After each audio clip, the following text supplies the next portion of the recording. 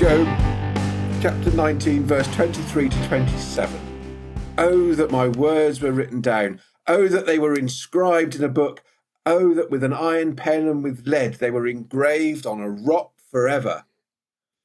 For I know that my vindicator lives, and that in the end he will stand upon the earth, and after my skin has been destroyed, then in my flesh I shall see God, whom I shall see on my side, and my eyes shall behold, and not another, but my heart faints within me. If you say, how will we persecute him? And the root of the matter is found in him. Be afraid of the sword, for wrath brings the punishment of the sword, so that you may know there is a judgment. And I have read 2 verses too many. Wow, Chris, you were obviously eager this morning to get in the reading. Chris, I mean, we were looking to see if we could find another obscure book of the Bible. So we went to Job. So we went to Job.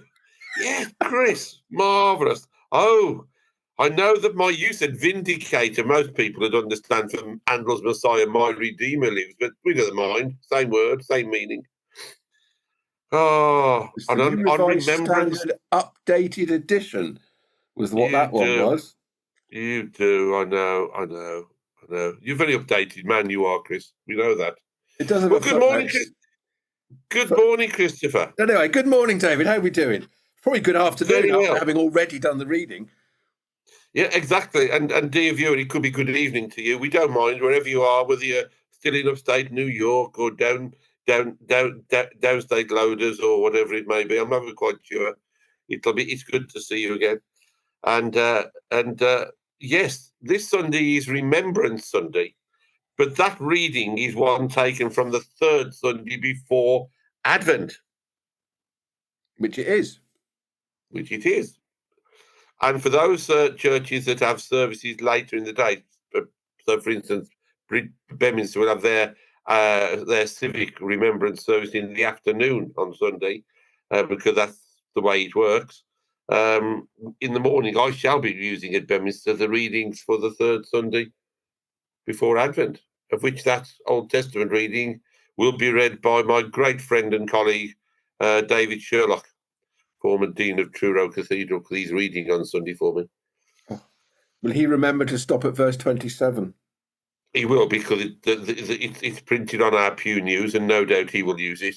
And when you carried on, I just kept on looking as if it was meant to be there. You gave yourself away. Because, Chris, no one would have known, you see, that you'd read more than was allocated for the day if you had to have your big mouth and told them.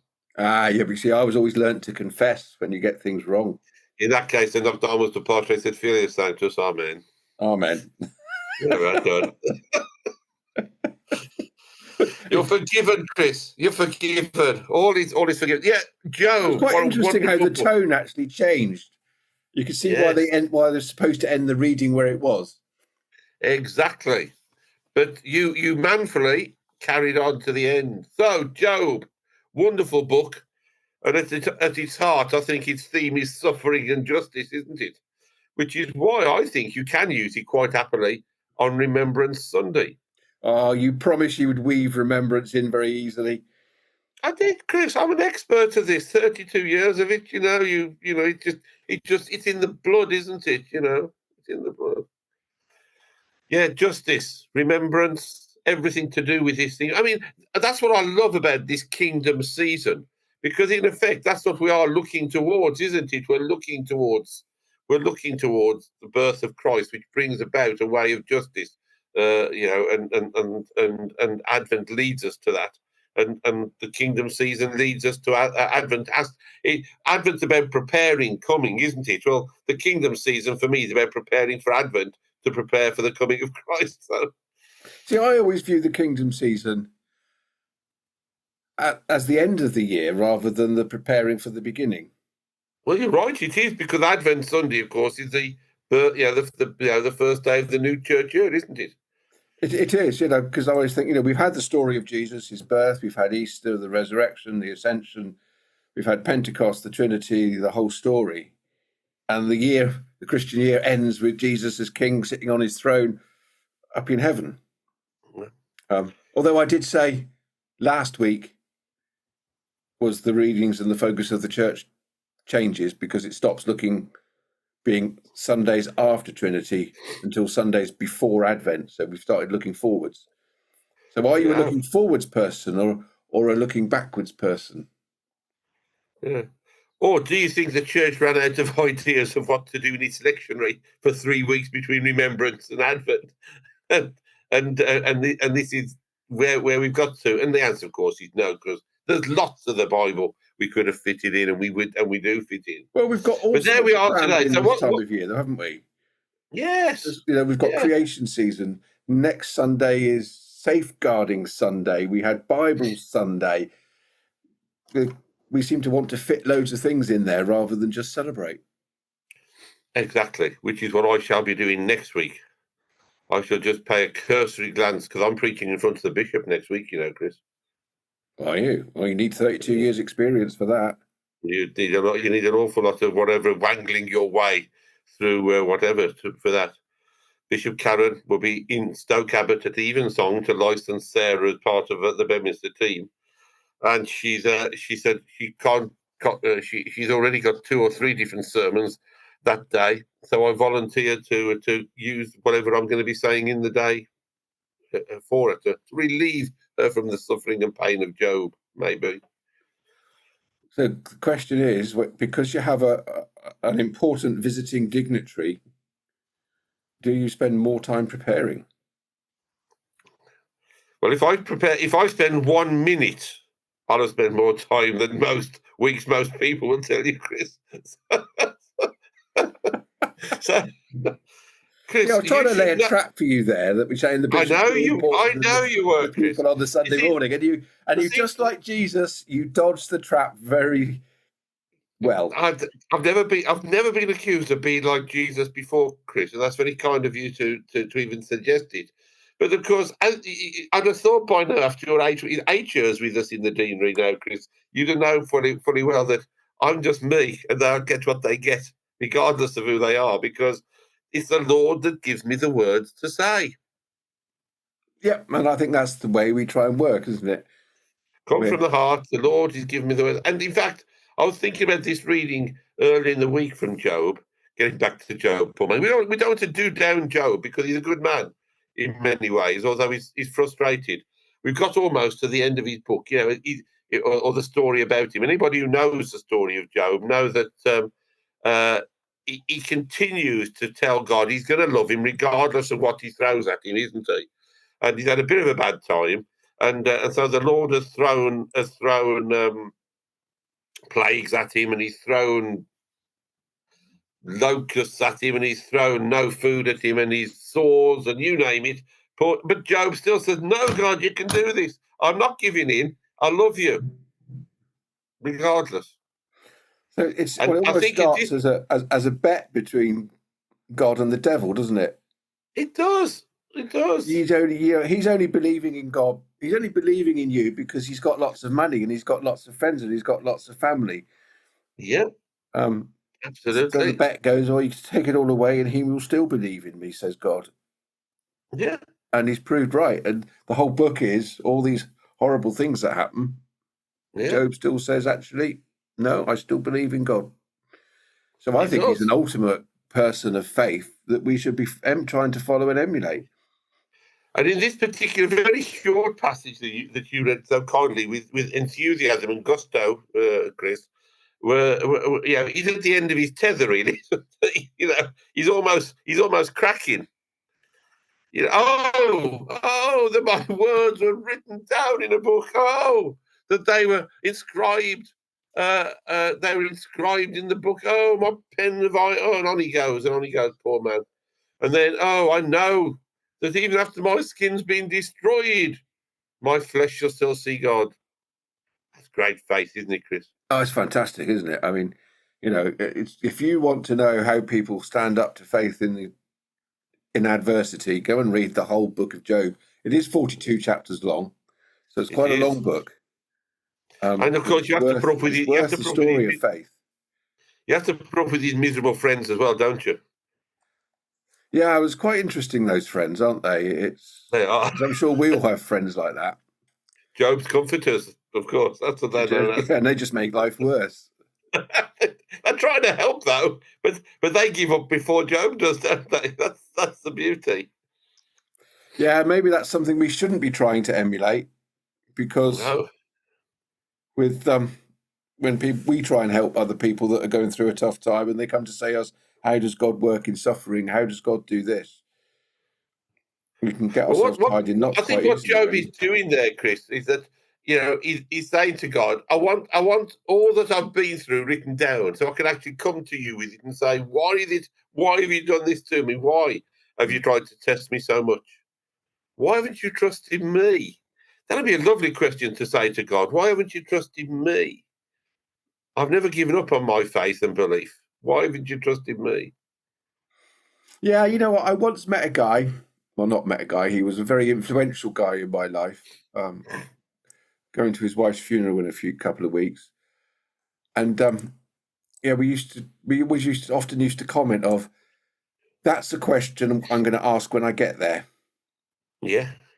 You know, a list of questions that you're going to ask God when you get to heaven. Yeah. Why didn't you do this? Why do you have that? And it's quite interesting, actually, some of those things that we know we just cannot fathom them or get to grips with them. And I think that's what's at the heart of this very short passage of Job, isn't it? You know, God, these are the things I've done, and you've still piled on the, you know, the proverbial on me. But I'm You know not what? giving in. I've never read Job in that way before. Have you not, Chris? And I always find it interesting how different people can read the same Bible text and view it from a different angle and that gives you something new to look at. Because I've always looked at it as a heroic struggle of Job standing up for his faith in God in amongst all that possible adversity. See, well, I think you're right, because God is still his whole horizon. It's still what he's after. You know, he's looking towards and wanting. But it doesn't occur to him, perhaps, that in the pain and the distress is going on, it is still God at heart loving him and encouraging him. You know, because the ultimate sacrifice, which we often talk about, of course, is the sacrifice of Christ on the cross, and what he was prepared to go to and go for. And you know, even with that, do we as Christians, or do we, personally, still believe that prosperity is a sign of God's favor, or what is it that God promises to us, other than His redeeming love for us in all adversity? See, I often read a lot of the history in the Old Testament as when people come to God, God blesses them and they prosper. Yeah. And then they forget their need of God. And then it ends up with disasters because they get arrogant. Oh, I've done it all myself. And then they get arrogant and it all falls apart. And then over periods of, I don't know, decades, hundreds of years, you get groups of people that you can see them going through that cycle. Because, and I think, we're almost coming down off a cycle in this country of 50, 60 years worth of relative prosperity and we've then had, you don't need God, which we've had the National Atheist Association and all sorts. Look how wealthy we are because we've conquered the world as Great Britain. Mm-hmm. And actually now people are becoming so poor, they're suddenly realising it's a bit false. And that's why some churches poor is a relative term, isn't it, Chris? Because even those of us in this country think we're poor compared to, you look at some of the countries of the world where, and you see these adverts for clean water. We don't even have to worry ever about that. We turn our tap on, it's there. Well, we do. And so you're quite right. I mean, what is it, do you think, though, that that Job is looking for? Is he looking for his wealth back? Is he looking for his health back? Is he looking for his family back? Or is he just looking to God more than anything else? And does he want to hear from God that God loves him and he vindicates him for all that he's been through? I think it's, you've got it here, haven't you? After my skin has been destroyed, then in my flesh I shall see God. That to me is his whole purpose in life. And he knows that his Redeemer lives. And he knows his Redeemer lives. And apologise that my Bible had a different word for that. Sorry, he's vindicated. Doesn't matter what word, Chris. It's the same, isn't it? You know, vindicator, Redeemer, the one that's going to forgive him, and bring him to eternal rest and peace in the new world, whatever that may be. So it's a fantastic passage. It is. And just like the one we had last week, I even read it out in church on Sunday. Chris, marvellous. Yes, I have to be honest. After you said you were going to, I used it on Sunday, and at the third service, which was our annual memorial service, I used it because it was quite easy to talk about dying and death, and who is that young man handing out golden crowns? He is the Son of God, as Esdras had said.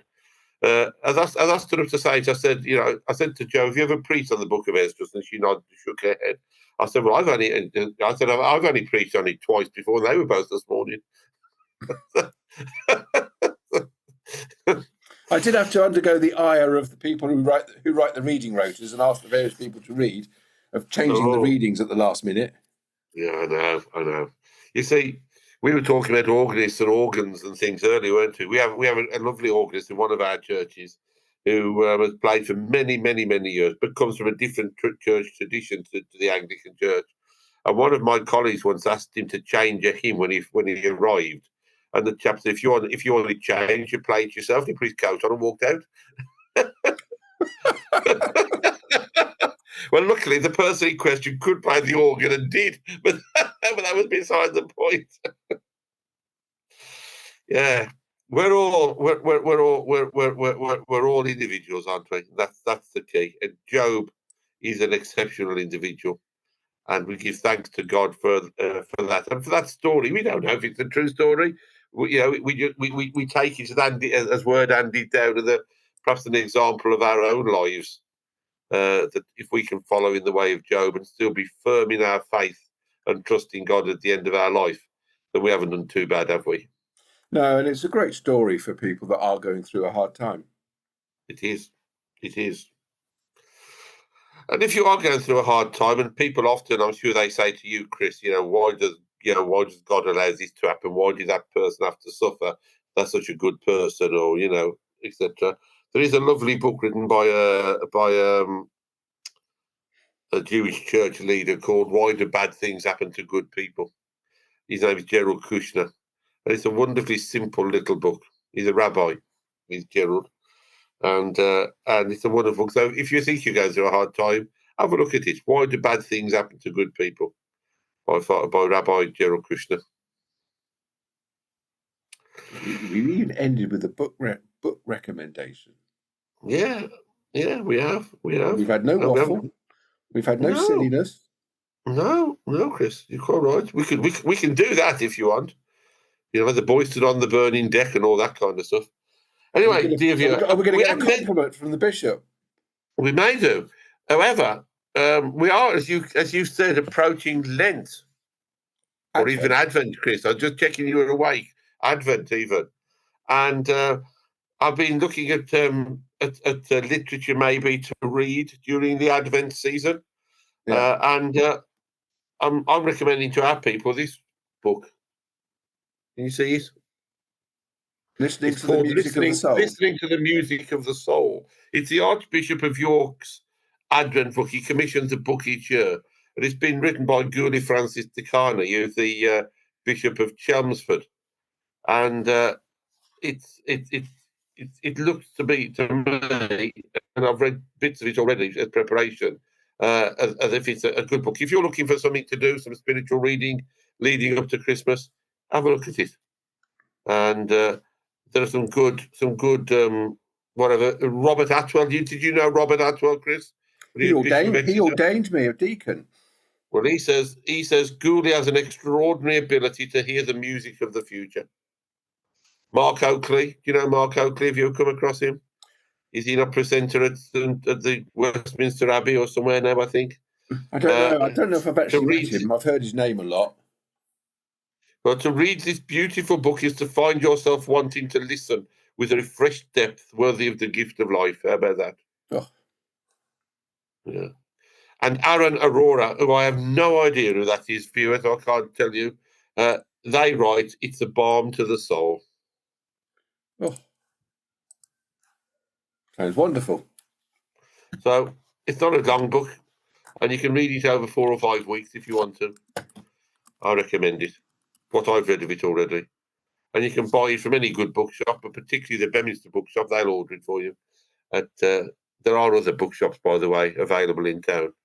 And I think it cost me $10.99, something like that.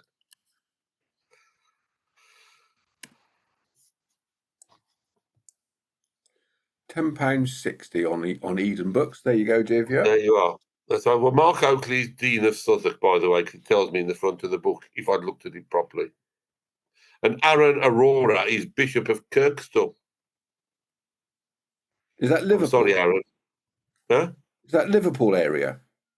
Kirkstall, I'd have thought it's Leeds, I would have thought. I'm not good on my geography of that part of England. I'd have thought that Kirkstall is probably in the Leeds area. Because they do have, at their cricket ground, they do have the Kirkstall Lane end of the ground. See, it comes back to cricket. You see, cricket teaches you everything about the Bible, Chris. There you are. Yeah, 12 disciples, number of players in a cricket team with a reserve. Am I a reserve disciple then? Because I don't play cricket. You be a reserve, yeah. Well, you play that other silly game, don't you? You know, the one with the little ball. Yeah. Yeah. It's just as hard though, and it hurts just as much when it hits you. It certainly would if you hit it at me. Yes, certainly. There we are. Anyway, dear viewer, we are descending into waffle, which we said we weren't going to do. Do read the book of Job. Do consider listening to the music of the soul. Got a nice picture on the front, even if you don't get on with the words. And we'll see you next week when we'll be looking at potentially, Malachi, Chris. Oh, that's the last book of the Old Testament. You've spent your one knowledgeable thing on Malachi a week early, Chris. Save it for next week. Erase it, Harry, please. Erase it. Don't let on. Good to see you all. Bye-bye. Good to see you all. Bye.